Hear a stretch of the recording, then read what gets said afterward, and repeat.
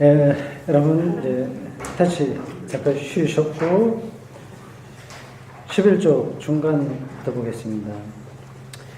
여러분들이 상상했는 것보다도 신학이 굉장히 탄탄한 어떤 논리적 바탕을 가지고 있어요. 그냥 뭐 기도했더니 뭐가 깨달아지더라고 하는 게 전혀 아닙니다.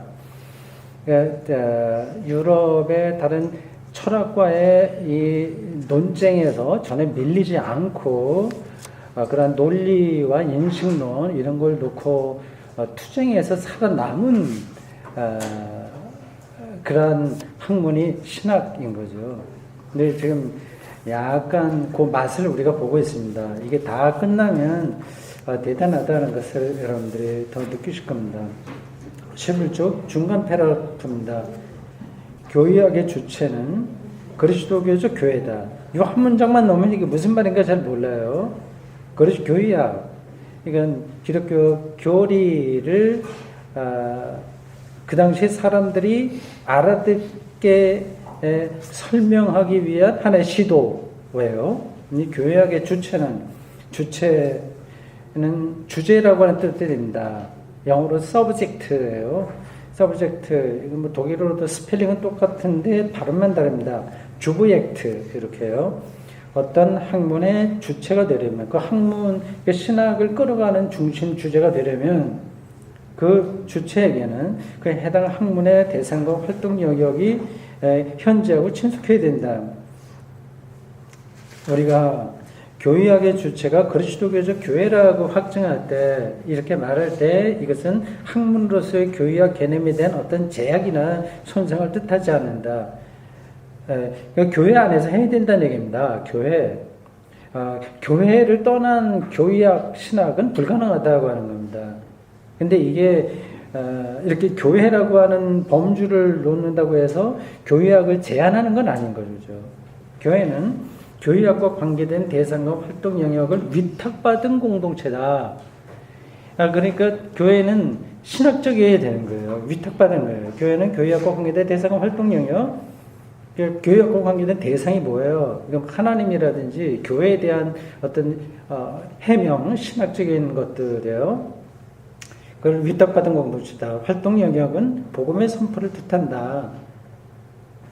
복음을 선포하기 위해서 이 도그마틱 교회학이 필요한 거고 한 거죠. 우리가 교회가 교회학의 주체라고 할 때 그것은 다음 뜻한다. 교회학을 수행하는 사람은, 그 신학자는 배우든 가르치든 교회 공간 안에 위치한다. 교회학을 전공하려고 하면서도 의식적으로 교회 밖에 위치하려는 사람은 자신의 교회학의 대상으로부터 소외될 것을 반드시 생각해야 된다. 몇 첫걸음을 내디딘 후 길을 찾지 못하고 망하게 된다는 것을 발견하더라도 놀라지 말아야 된다. 어떤 사람들이요? 교회 밖에 위치하려고 하는 사람들. 이건 뭐냐 하면 그 신학을 종교학으로 생각하는 사람들이에요.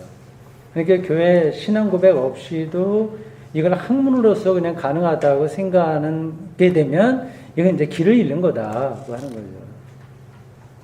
아니, 그게 무슨 뜻이냐는 조금 더 가보면 더 잘 알게 될 겁니다. 교회학에는 반드시 대상과의 친밀성이 있어야 되며, 공동체와의 친밀성이 되며, 그것은 바로 교회적 삶과의 친밀성을 뜻한다. 여기서 삶이라고 번역된 거예요. 이게 독일어 책 번역입니다. 바로 그 교회적 삶과의 친밀성 하면은 좀 어색하죠, 우리 표현으로는요. 이 삶이라고 하는 건 띄워놓고 봐도 돼요. 교회와 친밀성을 뜻한다 얘기하면 됩니다. 그런데 이제 굳이 이제 삶이라고 하는 것 붙인 건 이제 우리말로 번역하기 애매하기 때문에 그냥 삶이라고 한 겁니다. 이 삶이라고 번역한 건 독일어 레벤이에요, 레벤. 영어로 life입니다. L-I-F-E. 이게 이제 생명이라고 하는 뜻이 있고, 삶이라고 하는 뜻도 있고요. 보통 이제 그런 뜻이 있죠. 근데 그건 단어로 이렇게 설명하는 거고, 그 안에서 벌어지는 일체의 활동, 그걸 갖다 다 라이프라고 얘기합니다. 그러니까 교회 안에서 벌어지는 모든 것들과의 친밀성을 뜻한다. 그러니까 교회 안에서 활동하지 않으면서 신학자가 될 수는 없다고 하는 거죠. 그러나 그것은 교회학 안에서 고대 혹은 근세의 교회적 권위에 의해서 언급된 것을만을 대변한다거나 그 권위에 의해서 기록된 것만 반복해야 함을 뜻하지 않는다. 교회 안에 있어야 된다고 해서 옛날부터 내려왔던 교회 권위 뭐 이런 것에 매달려야 된다는 건 아니라고 하는 거죠. 가톨릭 교회학에서조차도 그거는 권위를 중요하게 생각하는 공동체잖아요, 가톨릭이. 그래도 그들의 교회학도 자신의 과제를 그렇게 이해하지 않는다. 오히려 우리가 교회가 교회학의 주체라고 말할 때 그것은 철저하게 다음을 뜻한다. 교회학을 수행하려는 사람은 배우든 가르치든 교수나 학생이나 반드시 그리스도교 교회와 교회적 사역의 집안에 위치해야 한다. 그것은 없어서는 안 될 필수 조건이다. 우리는 분명히 이해해야 한다. 중요한 것은 교회적 삶으로의 자유로운 참여이며 무조건 예속된다고 하는 것이 아니라 자유로운 참여. 참 멋진 표현이죠. 근데 참여가 그러니까 구속되는 게 아니라 자유가 오히려 확장되는, 그러니까 자기 억지로 권위에 의해서가 아니라 자발적으로 거기에 참여하는 거죠. 그리스도인이 그 참여에 있어서 취해야 될 책임이다. 다음, 교회는 교회학 안에서, 신학 안에서 각각의 인식론적 입장에 따라서 해명한다. 인식론적 입장. 자기가 세상을 어떻게 이해하느냐, 이해하는 게 인식론이거든요. 그래서 해명한다. 그것은 앞에서의 학문 개념에 따르면 당연하다고 말할 수도 있다. 그렇죠. 학문이라고 하는 게 독일어로 Wissenschaft라고 해서 Wissen 아는 거예요. 그러니까 영어로 knowledge라고 할 수 있습니다. 알아야 되는 거예요. 그러면 인식한다고 하는 거 아니겠습니까? 그러나 많은 사람들이 머릿속에, 그러니까 그런 거 하지 않고, 나 기도 많이 하면 뭐 영감받아서 뭐 할 수 있어. 이게 아니라고 하는 겁니다. 많은 사람들이 머릿속에 떠올리는 교회학에 대한 관념에 따르면 그것은 자명하지 않다. 나는 반복한다. 교회학은, 보세요. 제가 가끔 표현하는 겁니다. 하늘에서 땅으로 떨어진 어떤 일거리가 아니다. 누가 하늘로부터 떨어진 어떤 절대적인 교회학이 있다면 얼마나 좋을까라고 말한다면 그때 되면 맞아. 우리가 천사라고 하면 그게 되겠지만 우린 천사 아니야 하는 거죠. 우리는 천사가 아니기 때문에 철저하게 인간적이고 이 세상적인 교회학을 붙들어야 된다. 철저하게 인간적이고 세상적인 교회학. 얼마나 건강합니까? 이제 그런데 니체가 기독교를 비판한 게 뭐예요? 저희 기독교인들은 그냥 땅에 두 발을 딛고 사는 것 같지 않아. 뭔가 저 공중에 떠 있는 것 같아. 땅에 삶의 의지가 없어. 뭐 이런 식으로 좀 이렇게 공격하잖아요. 근데 기독교는 그렇지 않습니다. 그리스도교 교회는 하늘이 아니라 땅 위에 그리고 시간 안에 실존한다. 그러니까 인간이 뭐냐를 이해해야 되죠. 인간에 대한 이해 없이 신학을 한다고 하는 것은 불가능한 겁니다. 그리스도교적 교회는 하나님의 선물이지만 하나님께서는 그 교회를 이 세상적이고 인간적인 맥락, 인간의 컨텍스트예요. 맥락. 서로 싸우고 지지고 볶고 진보와 보수가 이렇게 서로 비판하고 그리고 전쟁이 일어나고 이런 여러 가지 맥락 안에 두셨다. 그걸 떠서 공중에 있는 게 아니라고 하는 거죠. 교회 안에서 발생하는 모든 것도 철저하게 이렇다. 인간적인 맥락, 엔트로폴로지컬 컨텍스트, 인간적인 맥락에 있다. 그리스도 교회는 그건 밑줄 치고 잘 생각해 보세요. 땅 위에서 살아간다. 땅 위에. 두 발을 딛고 사는 거예요. 교회는 역사 안에서 하나님께서 교회에 맡기고 고귀한 선과 함께 살아간다. 선이라고 번역한 게 이것도 좀 약간 어색하죠. 이 표현 자체가. 착할 선인 것 같은데 그 뜻은 아닙니다. 그 뜻은 조금 가지고 있어요. 제가 미루어 추정컨대 이 선이라고 하는 단어가 독일어로 규테일 겁니다. G-U 우물라우트 붙은 G-U-T-E 규테. 이거는 꼭 선이라고 하는 뜻보다도 어떤 것, 어떤 물건, 그런 뜻이에요. 그냥 있는 거, 그런 걸 가리킵니다. 하나님께서 교회에 맡기신 고귀한 어떤 사명, 이렇게 생각이 돼요. 고귀한 그러한 선물들, 고귀한 일거리들. 그게 선으로 번역했어요. 그러니까 꼭 틀렸다기보다도 이제 조금 뉘앙스가 좀 충분하지 않습니다. 그 뒤로도 선이라고 하는 단어로 번역한 게 계속 나와요. 그러니까 선을 꼭 착하다 이런 뜻을 보지 마시고 이건 어떤 일거리, 주어진 것, 우리가 해야 될 일들, 있는 유산 이렇게 생각하시면 되겠습니다. 그 고귀한 것들을 소유하고 관리하며 교회에 맡겨진 것들이 다 고귀한 것들이에요. 교회는 역사를 통해서 자기 길을 간다. 쭉 그렇게 쓰고 있습니다. 시간 때문에 제가 이걸 다 읽지는 못하겠네요. 조금 몇 줄 더 내려오십시오. 몇 줄 더 내려와서 사정이 그렇기 때문에 찾았죠. 우리는 교회가 할 수 있는 것에 관하여 하늘의 비밀을 몽땅 자기가 하는 것처럼 그렇게 잘난 척하지 말고 교회가 할 수 있는 것에 관하여 그리고 우리가 여기서 수행하려고 하는 교회학에 관해서 겸손하고 겸허하게 말해야 될 이유를 갖게 된다. 확신을 갖되 겸허해야 된다. 교회학은 자신의 과제를 언제나 각각의 교회 입장에 따라서 성취할 수 있다. 여기서 각각의 교회 입장이라고 할 때 각각 교회는 뭘 가리킬까요? 이건 가톨릭, 프로테스탄트, 또 3대 교파가 있죠. 기독교에 또 하나 뭐죠? 정교회, 오소독스 처치. 더 세분화하면 많이 있습니다만은 크게 보면 그렇게 캐톨릭, 프로테스탄트, 오소독스 처치 이 각각의 교회, 그게 다 교회의 입장의 차이가 있잖아요. 그러니까 자기 입장에 따라서 이 교회학을 설명할 수 있고 그렇게 신학을 할 수 있다고 하는 겁니다. 자신의 제약성을 의식할 때. 그러니까 가톨릭 신학이 개신교 신학 모든 걸 다 아는 것도 아니고요. 그러니까 겸손하게 해야 되는 거예요. 근데 그 제약 한계가 있다고 하는 것을 의식할 때 교회는 자신이 관리하고 보살펴야 될 고귀한 교회에 맡겨진 어떤 것, 선물 그런 것들에 관해서 해야 될 일에 관해서 그리고 그 일들을 자신에게 맡기신 분의 호의에 관해서 해명하고 그러니까 선을 일이라고 바꾸는 게 낫겠습니다. 일이 더 정확한 번역이에요.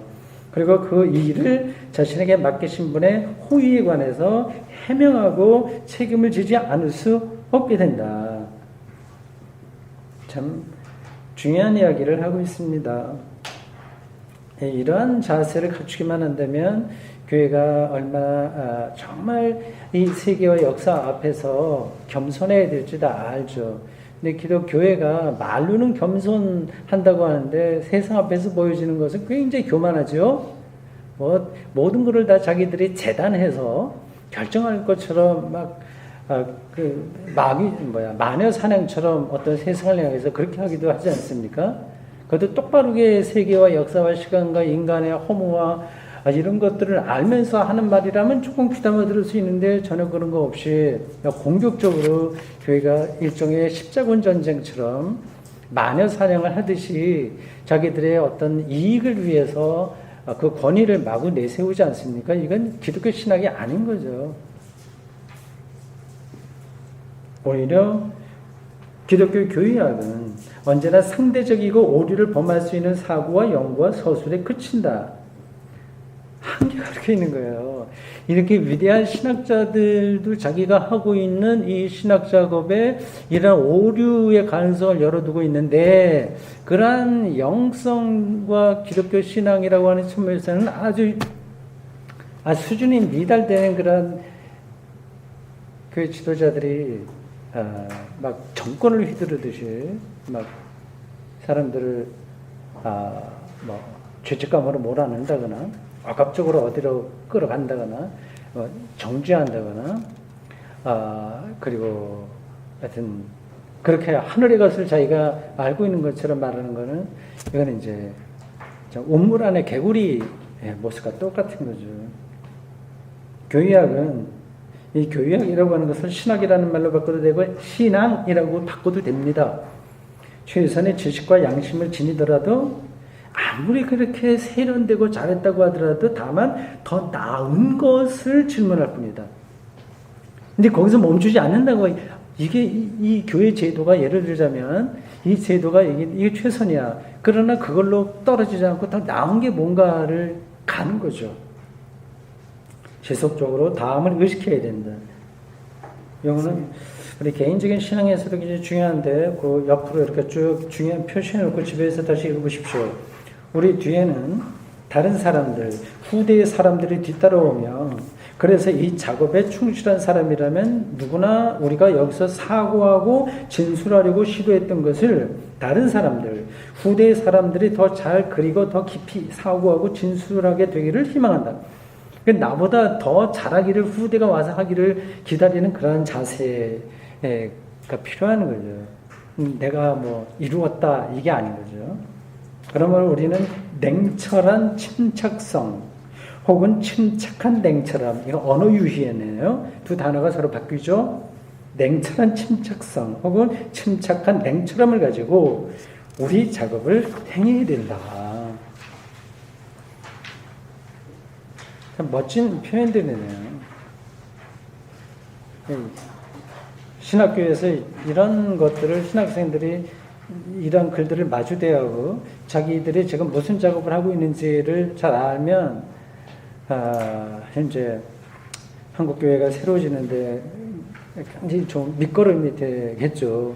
근데 뭐 이런 건 재미없으니까 읽지 않습니다. 오늘 우리에게 주어진 그대로의 인식을 필요로 한다. 한계를 아는 거죠. 우리가 받은 것 이상이 요청되지 않는다. 거기까지만 하면 돼. 그래, 대구선수 아카데미 이거 뭐 대구선수 교회, 대구센터 교회도 그렇고, 대구센터 교회, 대구선수 아카데미도 그렇고, 제가 할 수 있는 것만큼만 하는 거예요. 이게 다 완성된 게 분명 아니고, 그 다음 일은 그 다음 사람이 또 이어받아서 하는 거고, 그렇습니다.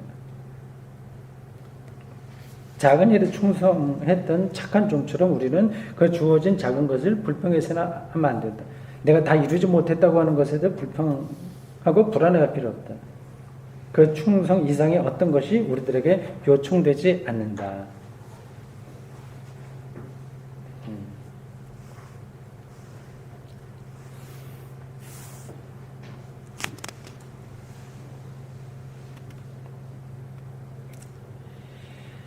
자, 그 다음에 나오는 것은요, 교의학이 어느 위치에 있느냐 하는 겁니다. 그거는 그냥 넘어가도 되긴 하겠어요. 한마디로만 하면 이렇습니다.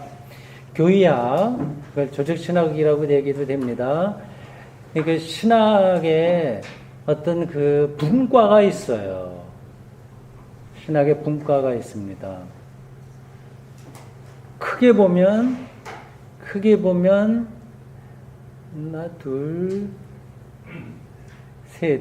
셋이라고 할 수 있어요. 넷이라고 할 수 있습니다. 분과. 맨 위에 놓을 수 있을까? 한 분과가 성서신학이에요. 성서. 텍스트가 뭘 얘기하느냐. 그거를 공부하는 작업입니다. 그게 이제 성서신학이라고 하는 분과예요. 또 하나는 교회 역사입니다. 역사. 교회사라고 하지요. 그 안에 들어가면 또 여러 가지 더 구분이 있습니다. 성서신학에서도 구약신학, 신약신학, 역사에도 세계교회사, 한국교회사 이렇게 있어요. 그 다음에 실천신학이 있습니다. 이거는 그러한 이론들을 근거로 해서 기독교 교회가 어떻게 바르게 운영되어야 되냐 하는 것을 연구하는 분과를 실천신학이라고 합니다. 근데 지금 교의학은 이 성서신학하고 이 실천신학 그 사이에 끼어 있다고 하는 거예요. 그러니까 그러니까 성서를 연구하는 건 아니에요. 교회학은 이미 그게 교회 안에 주어진 역사적 진리인 문헌으로 받아들이고 시작을 합니다. 그리고 교회에 어떻게 하나님 경험이 있느냐 하는 것, 또 있어야 되냐 하는 그런 것 실천신학 그 사이에서 활동하는 것, 이거를 이제 연결시켜주는 작업이 교회학이다 얘기합니다. 뭐 지금 좀 여러분들 머릿속에 정리가 되지 않을 텐데 뭐 대충 그렇게 생각하시면 되겠습니다. 교회 역사는 이걸 다 다루는 거죠. 다 교회 안에서 벌어진 거니까. 그래서 그 이야기를 한 겁니다. 15쪽 밑에 부분에 속하는 패러그래프가 시작되는 전까지 그거예요. 자, 그러면 15쪽 밑에서 한 7, 8째 줄 여기 새롭게 시작되는 패러그래프 봅시다. 교회학은 비판적 학문이다. 비판적 학문이다. 그렇기 때문에 교회학은 사람들이 때때로 생각하는 것처럼 우리가 문서로 확인할 수 있는 옛날 혹은 최근의 명제들을 확정하는 일이 아니다. 오히려 언제나 또다시 새로운 출발 가운데서 다시 시작하는 비판적 학문이 있다면 그것이 바로 교회학이다.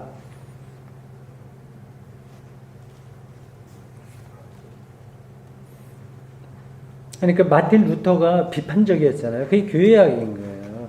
황제 무호설 그리고 면죄부 이런 것들은 그 당시 로마 가톨릭 교회에서는 그게 명제예요. 명제.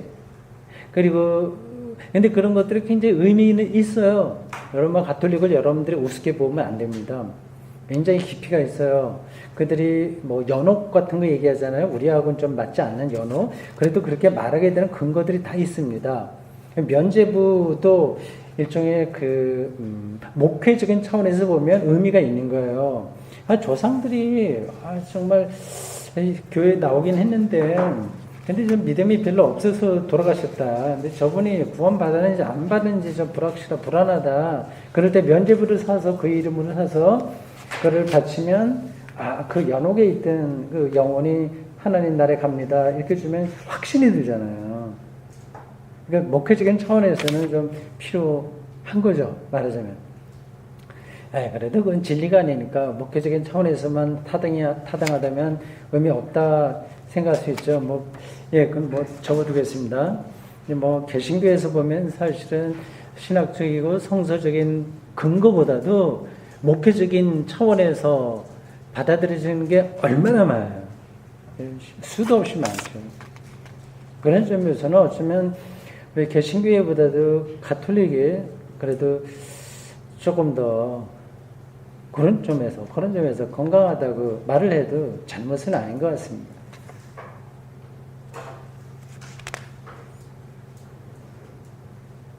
봅시다. 교회학은 외적으로 교회의 선포가 실수가 있을 수 있는 위험 안에 있다는 사실로부터 생성된다. 잘못된 교리를 가르칠 수도 있는 거예요. 교회학은 교회적 가르침과 선포의 검증이다. 그러나 어떤 자유롭게 선택된 관점에 의한 자의적 검증이 아니라 내 마음대로 옳다 그렇다 비판하는 게 아니라 오히려 교회적 관점에 의한 검증인데 그 관점은 여기서 유일하게 적절한 관점입니다. 이게 교회를 살리느냐 그렇지 않느냐 하는 그런 관점이 중요하다고 하는 거죠. 그래서 구체적으로 다음을 뜻한다. 교회학은 교회의 선포를 신구약 성서의 척도에 따라 평가한다. 성서는 교회를 근거하는 문서고 가장 내적인 생명의 문서이며 내적인 삶, 생명, 내적인 활동의 문서이며 예수 그리스도의 인격 안에서 현현하신 하나님 말씀 문서이다. 이런 것도 까다로운 표현이죠. 일일이 제가 설명하는 시간을 잡아먹으니까 넘어갈 건 넘어갑시다. 전체를 우리가 이해하면 되니까 그런 세부적인 것은 좀 넘어갈 건 넘어가도록 하겠습니다. 중간 패러그래프로 내려오세요. 앞에서 도입 명제에서 우리는 둘째로 교회적 신앙 고백의 인도를 받으면서라고 말했다.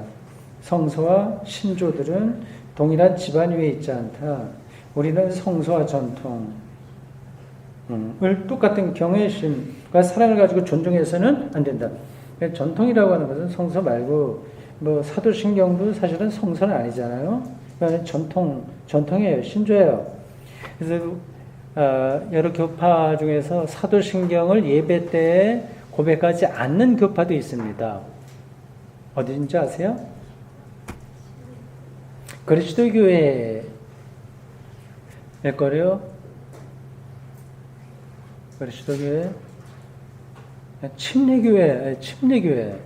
그런 데서는 이런 사도신경, 원칙적으로 보면 그들의 예배에서는 사도신경이 없어요.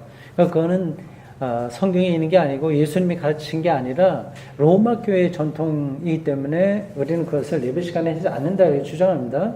근데 그 나름대로 일리가 있긴 있는데 뭐 그것도 너무 극단적으로 나간 것 같아요. 저희는 사도신경이 비록 로마 교회의 전통이긴 하지만 그게 성서적으로 볼 때 건강하기 때문에 예배에 순서로 하는 거 잘못이 아니다 생각합니다.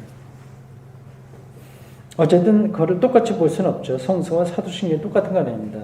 종교개혁 또는 오늘날의 어떤 신앙 고백도 성서가 교회로부터 유일무이하게 받고 있는 존중과 동일한 것을 각각의 교회에게 요구할 수 없다. 그러니까 신조가 많아요. 2000년 동안 신조가 크리드라고 하는 신조가 많이 있습니다. 하이델베르크 신조, 아우스부르크 신조, 그런 여러 가지 있어요. 그리고 각각 장로교회에서도 요리문답, 소교리문답 이런 것들도 있고요. 세례받기 위한 여러 가지 문답들이 이게 다 전통입니다. 근데 그런 것들을 성서와 동일한 권위로 보면 안 된다 하는 거죠. 그러나 그것이 교회 안에서 교부들의 증거가 선포되고 존중되어야 한다는 사실을 조금이라도 변경시키는 것은 아니다. 우리가 교부들이 누구죠? 교부하면 처치 파더라고 보통 부릅니다. 그러니까 교회 역사가 맨 처음에 예수님이 계시고 예수님의 제자들이 그 뒤를 이었고요. 사도들이라고 합니다. 12사도. 거기서 가룟 유다는 이제 뛰쳐나가고 대신 누가 들어왔죠? 혹시? 마띠아라고 하는 사람이 들어왔는데 마띠아 활동은 전혀 없어요. 그래서 그 사람보다도 사도 바울이 사실은 사도로서 기독교 역사에서는 더 비중이 높습니다. 사도 바울이 왜 중요한지 이를 설명하려면 많은 시간이 필요해요. 그냥 간략하게 그래도 참고적으로 여러분들이 이해하시라고 드리면 이렇습니다. 기독교가 처음엔 유대인들로만 시작했어요. 예수님의 제자들이 다 유대인들입니다. 그리고 그 초기 기독교에 보통 우리가 모교회라고 하는 원식교회, 예루살렘 교회, 그 교회가 베드로, 그리고 베드로보다도 그 사도행전에 나온 그 예루살렘 초대교회라고 보통 얘기하죠. 그러네요. 초대교회. 맞아요. 오랫동안 초대교회라고 하는 말을 하지 않아서 입에서 나오질 않네요. 초대교회. 거기에 베드로를 비롯해서 제자들이 다 있었고요. 그들이 직접 교회를 꾸려갔습니다. 근데 이 베드로나 사도들보다도 더 영적인 권위가 있었던 어떤 사람이 있어요. 아시죠? 예수님의 동생 야고보입니다. 야고보. 근데 그 당시 우리도 비슷한 전통이 있습니다만은 이렇게 순서가 있잖아요. 큰 형이 이제 무슨 일을 하다가 사고를 당하면 둘째 이렇게 내려오는 것처럼 예수님의 동생 야고보가 사실은 베드로나 이런 사람보다 더 권위 있게 예루살렘 교회를 목회했습니다. 그 근거가 다 있어요. 제가 그걸 설명하지는 않겠습니다. 근데 다 유대인들이에요. 그러니까 그 유대인들이 이제 우리는 유대교로부터 뛰쳐나가서 새로운 교회, 예수님이 선포하는 정말 새로운 거 해야지 그렇게 작심했겠습니까? 전혀 그렇지 않습니다. 그냥 거기에 머무르 있으려고 했어요. 좀 더 말을 줄여야 되겠네. 그래서 그들의 흐름을 가리켜서 유대 기독교라고 그래요. 주데이 크리스천리티라고 합니다. 주데이. 유대 기독교의 흐름이 오랫동안 왔습니다. 하루 이틀이 아니라 굉장히 오랫동안 왔어요. 근데 이들로부터 나오긴 했지만 전혀 새로운 색깔의 교회 공동체가 기독교 역사 안에 싹 트기 시작했습니다. 이들을 이방인 기독교라고 하는 거예요. 이 둘이 충돌했어요. 이 이방인 기독교의 태도가 이제 바울입니다. 그래서 이 바울이 그러니까 왕따 당한 거죠. 사실은 이 주류로부터 많이 밀려났어요. 그래서 소아시아에서 더 이상 전도하지 못하고 두로아인가 뭐 여기서 배 타고 이제 그리스 쪽 마게도니아 그런 쪽으로 건너가게 되는데 그게 다 어떤 예수님의 동생과 사도들이 주류로 활동하던 예루살렘 교회의 어떤 거대한 힘 앞에서 밀려난 거예요. 싸움에 좋은 싸움이라고 할 수 있겠나요? 어쨌든 그런 데서 밀려나서 저 그리스라든지 뭐 그런 쪽으로 가서 복음을 선포하게 됐습니다. 근데 제가 말씀드리려고 하는 게 요점 이겁니다. 예루살렘 중심으로 한 유대인 기독교는 세월이 가면서 다 망했어요. 없어졌어요. 그 바울을 중심으로 한 이방인 교회가 역사에 살아남았어요. 그래서 현재 우리가 이렇게 역사로 내려온 교회는 우리가 보통 초대교회라고 하는 예루살렘 교회가 아니라 이 이방인들 중심으로 한 이 바울의 신학에 근거한 교회입니다. 이게 크게 차이가 있어요. 크게 차이가. 그러한 둘의 차이의 싸움을 가장 잘 보여주고 있는 신약 성경이 혹시 어떤 건지 아세요? 네, 갈라디아서입니다. 갈라디아. 거기 보면 아주 이단 논쟁 비슷하게 싸워요. 예루살렘 교회에서 파송한 사람들이 거짓 복음이다. 이게 가짜 복음이다. 바울이 그렇게 공격을 합니다. 만약에 이 바울의 복음이 성공하지 못하고 이게 왜 차이가 있냐는 걸 그냥 한마디만 드린다면 이 예루살렘 교회의 중심 이 사람들은 여전히 토라와 할례를 지켜야만 된다. 그걸 붙들고 있었어요. 근데 이방인 기독교의 바울을 중심으로 한 데서는 그거마저도 필요 없다. 예수를 믿기만 하면 된다. 이거예요. 그러니까 이 절충하기 힘들었습니다. 만약에 이 바울을 중심으로 한 이방인 교회가 역사에서 힘을 잃었고 예루살렘 교회가 더 힘을 받았다고 한다면 기독교 역사는 완전히 달라졌겠죠. 지금 같은 교회는 없을 겁니다. 이 바울이 그런 점에서 중요한 사도가 이제 입장이 이제 그렇게 들어오는 거죠. 그러니까 예수님 그리고 사도들 그 다음 세대를 가리켜서 속사도라고 그래요. 사도의 제자들. 예를 들자면 마가 같은 사람들. 이 사람들이 속사도예요. 사도는 아니네. 사도의 제자로서 이렇게 내려와요. 그런 사람들의 그 다음 세대부터 교부들이라고 하죠. 교부들이 되면 교회의 체계가 잡혀지는 거죠. 교회의 어떤 주교들,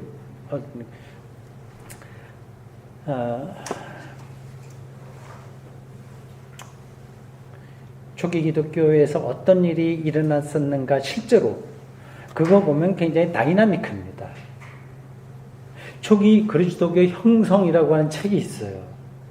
그러니까 정말 여러분들이 우리의 뿌리가 어떻게 돼서 시작되는가 옛날에 미국의 어떤 그 유명한 소설 있죠. 뿌리라고 하는 책 있잖아요. 그 자기의 조상을 찾아가는 거야. 그래서 아프리카까지 흥미진진하게 그거 따라오는 것처럼 기독교가 마치 그와 같다니까요.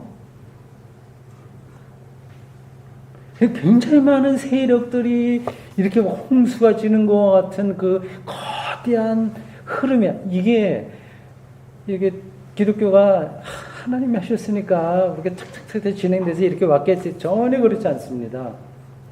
온갖 잡동사니 그런 것들, 그 철학과 정치와 그런 것들이 뒤범벅이 때에서 지나온 그 역사 속에서 이제 나사렛 예수의 재림을 기다리고 있었던 작은 소종파가 그 틈바구니에서 이제 쌍을 틔워서 거대한 거목이 되는 과정이 있는 거예요.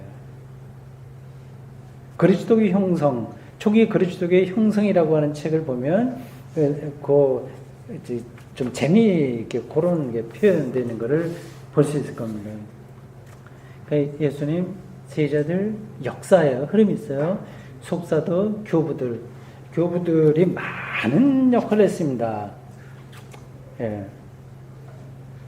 근데 그들이 편지들도 많고 글도 많고, 근데 그런 것들도 소중하게 여겨야 된다. 성수와 똑같지는 않지만 소중하다. 그걸 얘기한 거예요. 다시 좀 뛰어넘어서 17쪽으로 오십시오. 밑에서 6째 줄입니다. 우리는 여기서 교의학을 스케치한다. 다시 말해 이번에 짧은 여름 학기에는 다만 윤곽을 그리는데 그친다. 독일에서는 봄학기, 가을학기 하지 않고 여름학기, 겨울학기 합니다. 종모 제미스터, 윈터 제미스터. 이제 학기가 조금씩 달라요. 네, 겨울학기부터 시작하죠, 보통. 우리는 고전적 문서인 사도신경을 수용하면서 그 해결의 실마리를 찾으며 교의학을 추구하려고 합니다. 기대가 됩니다. 그러니까 사도신경을 우리가 받아들이면서 그게 성서와 똑같은 권위가 있지는 않되 우리 신앙을 풍요롭게 해주는 교회 전통이기에, 교부들의 전통이기에 우리는 그것을 근거로 해서 교의학을 이제 설명 혹은 세워보자, 건설해보자.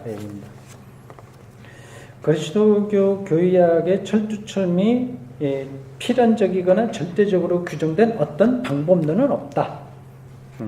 딱 정해진 방법은 없어요. 접근하는 방식은 다 다른 거예요. 다시 말해 세부적으로 진행되어야 할 길은 교의학의 문제에 몰두하는 사람의 각각의 사람의 최선의 지식과 양심에 맡겨져 있다. 두 가지 단어가 나오네요. 참고도 멋집니다. 지식과 양심. 지식, 아는 것, 양심, 영혼의 울림 이런 거죠. 지식만 있어도 안 되고 양심만 있어도 안 되고 이 두 가지가 다 필요한 거죠. 물론 수백 년이 흐르는 동안 말하자면 통상적인 하나의 길이 형성되었다.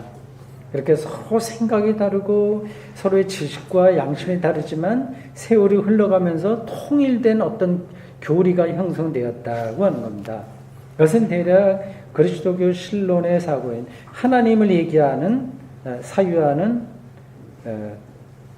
성부, 성자, 성령의 순서를 따르는 길이다. 이게 교부들 시대에 형성된 교의학의 토대라고 하는 거예요. 서로 생각이 다, 알렉산드리아 학파, 에베소, 빌립보 학파, 또 등등등 여러, 로마 등등 초기독교에 그렇게 일치된 생각이 다 있지는 않고 각각의 지역마다 서로 다른 예수 그리스도의 이해, 그리고 하나님에 대한 이해가 있었는데 세월이 지나면서 수백 년에 걸쳐서 어떤 통일된 최소한도의 흐름이 형성됐는데 그게 성부, 성자, 성령을 따라가는 길이다. 이게 이제 교의학을 설명하는데 하나의 토대가 되었다고 하는 겁니다. 그러니까 어떤 아주 기발한 머리 좋은 사람이 딱 기도하다가 아니면 막 학문적으로 연구하다가 그런 체계를 삼은 게 아니라 서로 논쟁하는 가운데서 수백 년 동안 과정을 겪으면서 이런 일이 일어났다고 하는 겁니다. 최소한도 이 세 가지 골격이에요. 성부, 성자, 성령. 그래서 사도신경도 이 세 가지입니다. 그러나 세부 사항들에서는 무수히 많은 길이 취해졌으며 세부 사항에서 예를 들어서 성자를 얘기할 때 성자와 성령의 관계가 어떠냐 하는 거예요. 그러니까 예수의 본질이 뭐냐, 예수가 정말 인간이었냐 아니면 신이었냐, 그 신이면서 동시에 인간이었냐, 예수의 본질이 하나님과 동일하냐, 차이가 있냐 아니면 비슷하냐, 이게 다 신학적인 용어로 있어요.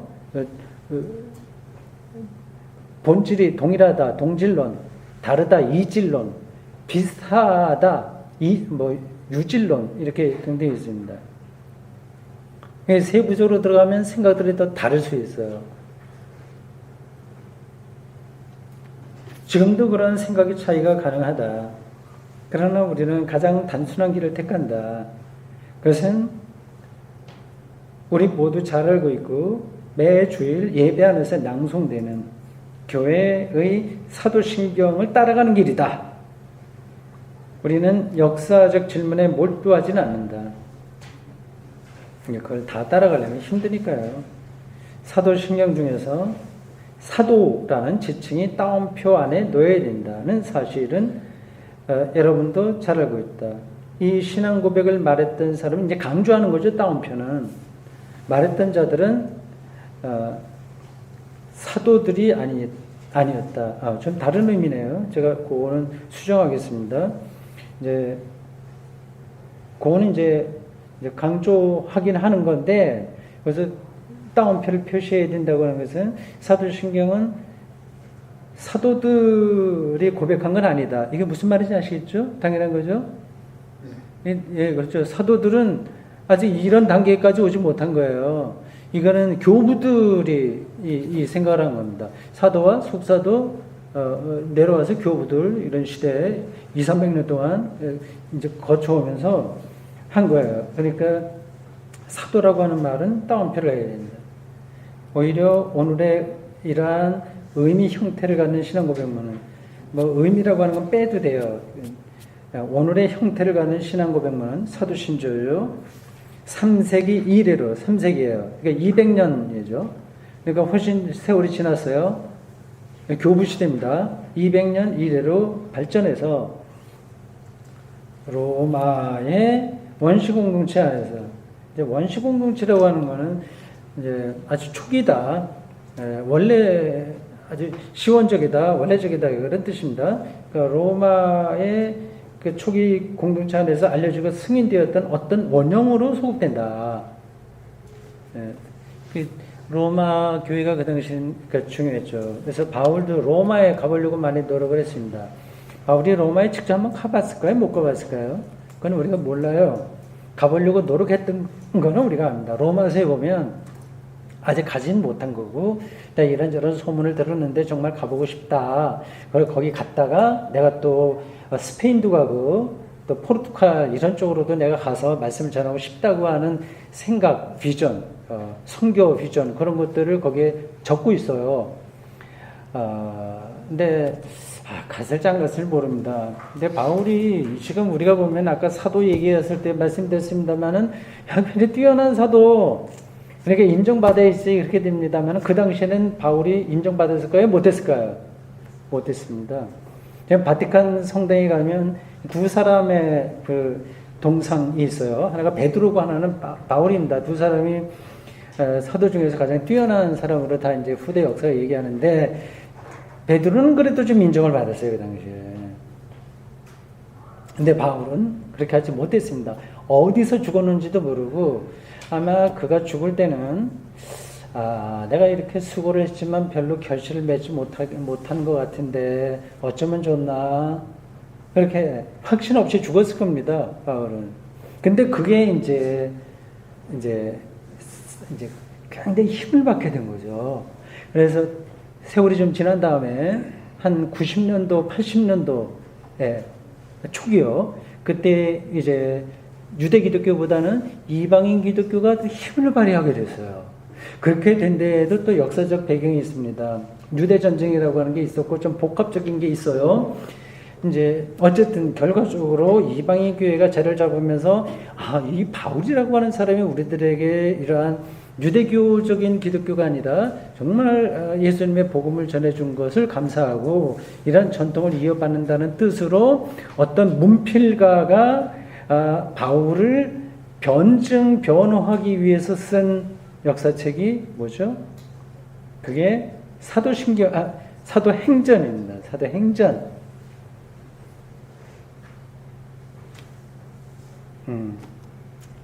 마지막 문장입니다.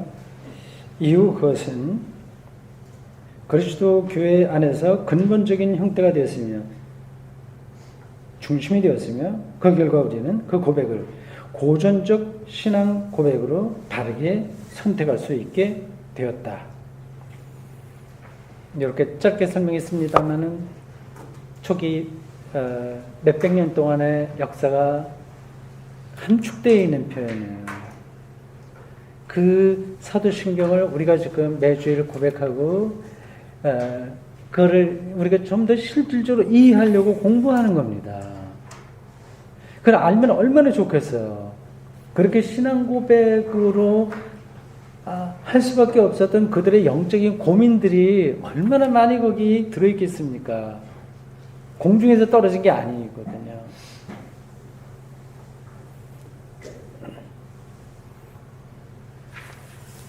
이거 나 혼자 은혜 받고 얘기하는 것 같아요.